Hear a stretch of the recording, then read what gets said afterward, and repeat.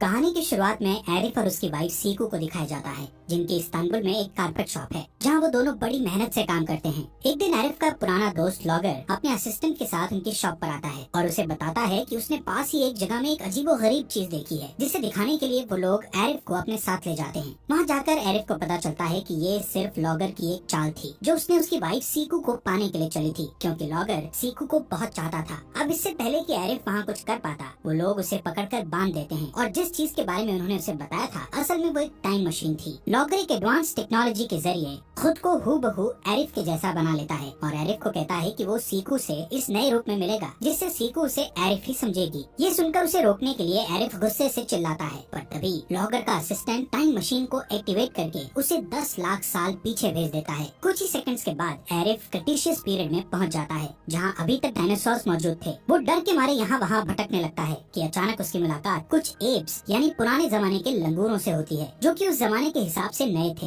उनमें काफी बदलाव आ चुका था, लेकिन इंसान बनने में अभी उन्हें और समय लगना था। एरिफ के पास अपना अकेलापन दूर करने के लिए और कोई चारा नहीं था, इसलिए वो उन एप्स के साथ रहने लगता है। साथ ही उन्हें थोड़ी ट्रेनिंग भी देता रहता है, जिससे कि वो इंसानों जैसा बिहेव कर सकें। धीरे धीरे दिन गुजरने लगते हैं और सर्दियों का मौसम आ जाता है। एक दिन एरिफ जब पेशाब करने जाता है, तो वो देखता है कि उसका पेशाब निकलते ही सर्दी से जमकर बर्फ बन गया है। एरिफ समझ जाता है कि वहाँ का टेम्परेचर आज के जमाने के नॉर्थ पोल के टेम्परेचर जैसा है। उसके पास करने के लिए कोई काम नहीं था, इसलिए वो बर्फ के पेशाब से कुछ डिजाइन्स बनाने लगता है। काफी वक्त बीतने के बाद एरिफ देखता है कि इतना कुछ सिखाने और बताने के बाद भी उन एप्स में कोई बदलाव नहीं आया था और वो अभी भी पहले जैसे ही बिहेव कर रहे थे। अब एरिफ को रियलाइज होता है कि अगर वो उन एप्स के साथ रहेगा तो कभी घर वापस नहीं जा पाएगा, क्योंकि ये एप्स उसकी कोई मदद नहीं कर सकते थे। इसलिए वो अकेले ही इंसानों की आबादी की तलाश में जंगल की तरफ निकल जाता है। रास्ते में उसे खतरनाक टी-रेक्स डायनासोर मिलता है, जिसकी भयानक आवाज सुनकर पहले तो एरिफ डर जाता है, पर जब उसे पता चलता है कि वो एक मादा डायनासोर है जो उससे बस अपने अंडों की हिफाजत के लिए उस पर गुर्रा रही थी, तो एरिफ फ्रेंडली लुक देकर वहाँ से हट जाता है। टी-रेक्स उसके फ्रेंडली बिहेव से खुश हो जाते हैं और उसे एक मधुमक्खी का छत्ता दे देते हैं। यहाँ पर मधुमक्खी के छत्ते को पाकर एरिफ बहुत खुश होता है, पर जल्द ही उसे एहसास हो जाता है कि उस छत्ते की वजह से एक बहुत बड़ी मधुमक्खी उसके पीछे पड़ गई है। वो हनी भी उसके पीछे लग जाती है और उसे काटने लगती है। एरिफ अपनी जान बचाने के लिए इधर उधर भागता है। आखिर एक पेड़ के पीछे छिपकर वो किसी तरह मधुमक्खी से अपना पीछा छुड़ाता है, पर तब तक मधुमक्खी की डंक का असर हो चुका था, जिसकी वजह से उसे चक्कर आने लगते हैं और वो जमीन पर गिर जाता है। उसकी आंखें बंद होने से पहले उसे पेड़ पर 2 आदि मानव दिखाई देते हैं। वो कुछ रिएक्शन देता इससे पहले ही वो उसे अपने हथियार से बेहोश कर देते हैं। जब उसकी आंख खुलती है तो वो खुद को एक गुफा के अंदर पाता है, जहाँ ढेर सारे आदि मानव उसे घेरे हुए किसी मंत्र का जाप कर रहे थे। दरअसल एरिफ उनके लिए एक स्ट्रेंजर था,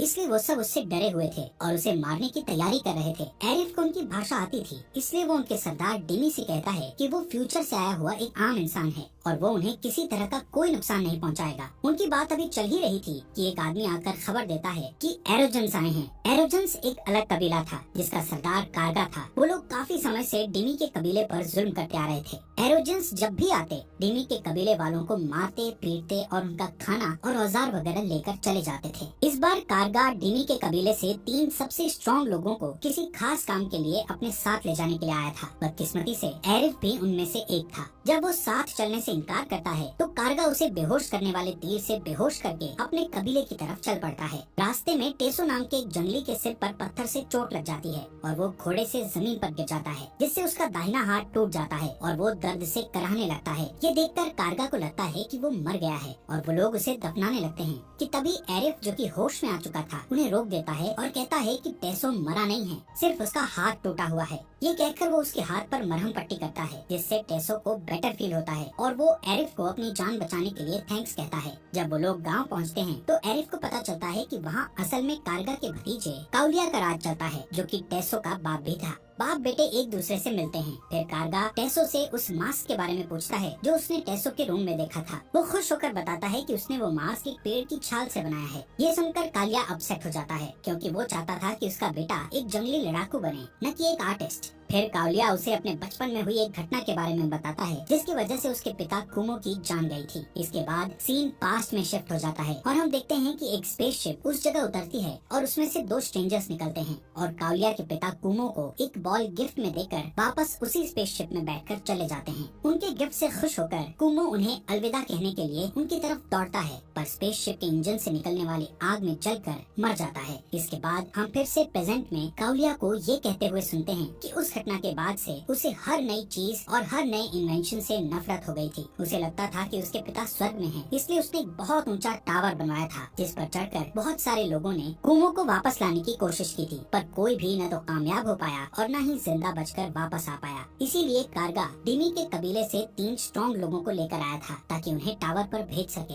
ये सब सुनकर एरिफ अकेले ऊपर जाने का फैसला करता है और देखते ही देखते वो टावर पर चढ़ जाता है। सबसे ऊपर पहुंचने पर उसे वहाँ एक आदमी दिखाई देता है। उसे कुमो समझकर एरिफ उसे अपने साथ लाने के लिए आगे बढ़ता है, पर वो आदमी उससे डरकर पीछे हट जाता है, जिससे उसका पैर फिसल जाता है और वो नीचे गिरकर मर जाता है। इस बात से अपसेट होकर एरिफ धीरे धीरे नीचे उतरने लगता है। जब वो वापस जमीन पर पहुंचता है तो सारे गांव वाले उसे जिंदा देखकर हैरान रह जाते हैं, क्योंकि टावर से जिंदा लौटने वाला वो पहला इंसान था। इसी बात पर लोग खुशी से झूमने लगते हैं, जिससे माहौल थोड़ा अच्छा हो जाता है। काउलिया इस बात से अपसेट हो जाता है कि एरिफ उसके बाप को नहीं ला पाया, पर उसके एफर्ट्स को देखकर वो उसे माफ कर देता है। टेसो एरिफ की बहादुरी से इम्प्रेस होकर एक स्टोन पर उसका ड्राइंग बनाने लगता है। एरिफ उसके कला की तारीफ करता है। तब टेसो उसे अपनी ड्राइंग्स का रेयर कलेक्शन दिखाता है, जिसमें दूसरे गाँव की एक लड़की की तस्वीर भी थी जिसका नाम मिमी था। टेसो उसे बताता है कि वो उस लड़की को चाहता है। उस तस्वीर को देखकर एरिफ को अपनी वाइफ सीकू की याद आ जाती है और वो टेसो से रिक्वेस्ट करता है कि वो उसे अपने सारे औजार दे दे, जिसकी मदद से वो अपने टाइम में वापस जा सके। टेसो कहता है कि ये इम्पॉसिबल है, क्योंकि उसके पिता ने उन सारे औजारों को एक गुफा में बंद कर रखा है और सबको सख्ती से मना कर दिया है कि वो उसका इस्तेमाल न करे। पर एरिफ टेसो को मिमी से मिलाने का वादा करके उसे मना लेता है। उस रात वो दोनों टूल्स ढूंढने के लिए चुपके से गुफा के अंदर जाते हैं, पर बदकिस्मती से कारगा उन्हें देख लेता है और पकड़कर काउलिया के पास ले जाता है, जो अपने बेटे को चोरी करते हुए पकड़े जाने पर बहुत निराश होता है और उसे गांव से बेदखल कर देता है। इस बात से दुखी होकर टेसो एरिफ के साथ गांव छोड़कर चला जाता है। अगले सीन में हम देखते हैं कि वो दोनों एक जंगल से गुजर रहे होते हैं कि अचानक उन्हें मिमी और उसकी सहेलियां एक नदी में नहाती हुई दिख जाती हैं। मिमी टेसो के बैकग्राउंड की वजह से उसे पसंद नहीं करती थी, पर एरिफ टेसो के पीठ पर मिमी को उसका टैटू दिखाता है, जिसे देखकर वो इम्प्रेस हो जाती है और टेसो के बारे में उसकी सोच बदल जाती है। फिर वो सारे लोग वापस डिमी के गांव चले जाते हैं और तब एरिफ उन सबको एक नई सभ्यता की शुरुआत करने का प्लान बताता है। वो डिमी को काउलिया की गुफा में छिपे हुए हजारों काम के गैजेट्स के बारे में बताता है और उन्हें चुराने के लिए उसकी मदद मांगता है। नए टूल्स और टेक्नोलॉजी से जिंदगी को बेहतर बनाने की उम्मीद में वो लोग उसके प्लान में शामिल हो जाते हैं। उस रात एरिफ और टेसो फिर से काउलिया की गुफा में जाते हैं और सारी जरूरत की चीजें एक चक्के वाली गाड़ी में लादकर वापस अपने गांव ले आते हैं।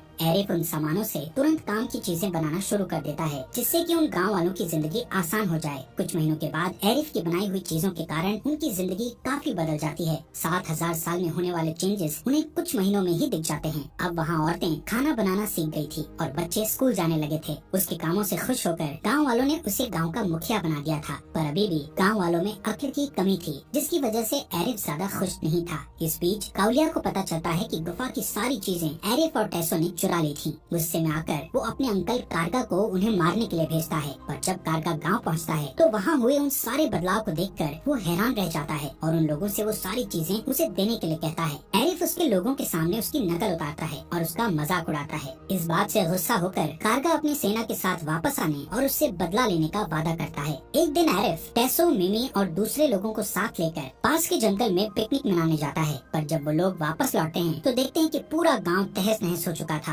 एरोजेंस लोग गांव की सारी चीजें अपने साथ ले गए थे। एरिफ इन झगड़ों से तंग आकर काउलिया के पास जाता है और उसके सामने एक सुझाव रखता है। वो कहता है कि 6 लोगों का एक फुटबॉल गेम खेला जाए, जिसमें अगर उसकी टीम जीतती है तो उनके गांव से चुराया हुआ सारा सामान काउलिया को उन्हें लौटाना पड़ेगा, और अगर उसकी टीम हारती है तो वो काउलिया के लिए इतना लंबा टावर बनाएगा जिससे वो अपने खोए हुए पिता को वापस ला सके। इसके लिए काउलिया तुरंत मान जाता है। तब इस बात का खुलासा होता है कि एरोजेंस अपने मरे हुए बाप कुमो की याद में काफी समय से बॉल गेम खेलते आ रहे हैं। कुमो का खास बॉल उनके लिए एक खजाने जैसा था, इसलिए काउलिया को एक टीम बनाने में कोई दिक्कत नहीं थी। वो अपनी टीम में 6 सबसे मजबूत, तगड़े और ताकतवर लोगों को चुनता है। दूसरी तरफ एरिफ भी अपनी टीम के लिए खिलाड़ियों का चुनाव करता है, पर बदकिस्मती से उसके लोगों ने कभी फुटबॉल खेलना तो दूर, फुटबॉल टीम जैसी किसी चीज का नाम भी नहीं सुना था। इसी बीच मिमी बताती है कि कुहारा नाम का एक पुराना एरोजन गोलकीपर उनके गांव में रहता है। वो फुटबॉल से रिटायर हो चुका था। उसने एक मैच में 8 गोल किए थे।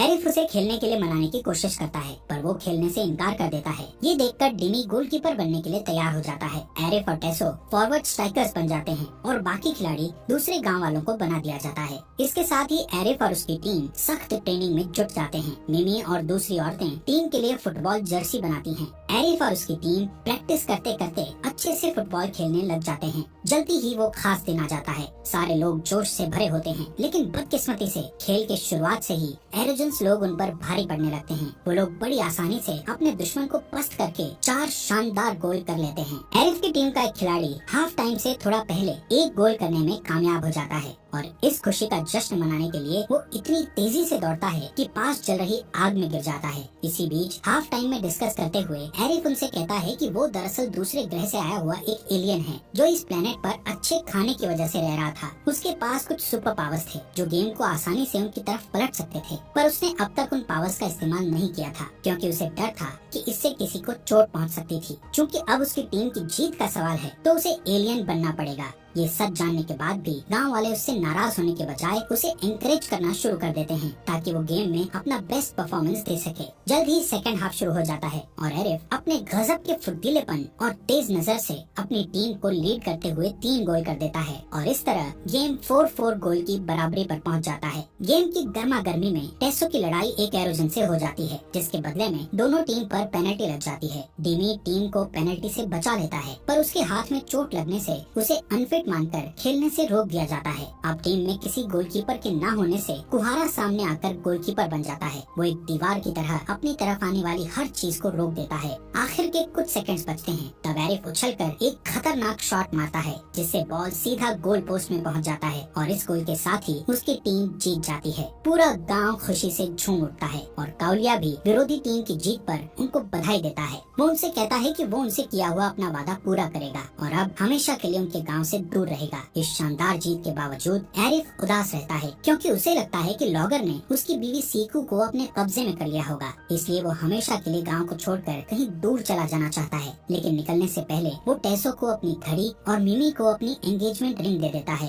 तभी अचानक वहाँ एक तेज रोशनी फैल जाती है और उसमें से सीकू निकलती है। एरिफ की खुशी का ठिकाना नहीं रहता और वो हैरत से अपनी बीवी को देखने लगता है। सीकू उसे बताती है कि उसके लॉगर के साथ चले जाने के बाद उसने इंटरनेट पर एक 10 लाख साल पुरानी अंगूठी देखी थी जो कि आर्कियोलॉजिस्ट की ग्रुप को एक गुफा में मिली थी। जब उसने उस अंगूठी और घड़ी के बारे में और ज्यादा जानकारी जुटाई तो उसे पता चला कि वो असल में एरिफ की थी। उन सारी चीजों पर गौर करने पर उसे पता चला कि उसके सामने जो एरिफ था दरअसल वो बहरूपिया लॉगर था। तब वो गन पॉइंट पर लेकर उससे अपने पति के लोकेशन के बारे में पूछती है और आखिर में लॉगर के टाइम मशीन को ऑपरेट करके वो यहाँ तक पहुँची थी। जल्दी वो दोनों सारे गाँव वालों को अलविदा कहकर अपने समय में लौट आते हैं। घर पहुँचते ही वो लॉगर को प्रिमिटिव विलेज में भेज देते हैं। पहले गांव वाले उसे एरिफ समझकर उससे अच्छे से बात करते हैं, लेकिन जैसे ही घमंडी लॉगर उन सबका मजाक उड़ाने लगता है तो वो लोग समझ जाते हैं कि ये कोई बहरूपिया है। हालात तब और ज्यादा खराब हो जाते हैं जब काउलिया और उसके साथियों को लगता है कि सालों पहले उसी के स्पेसशिप से उसके पिता कुमो की मौत हुई थी। गुस्से से भरी भीड़ को देखकर लॉगर डर जाता है और उन लोगों से खुद को छोड़ने के लिए गिड़गिड़ाने लगता है, पर उसकी बात कोई नहीं सुनता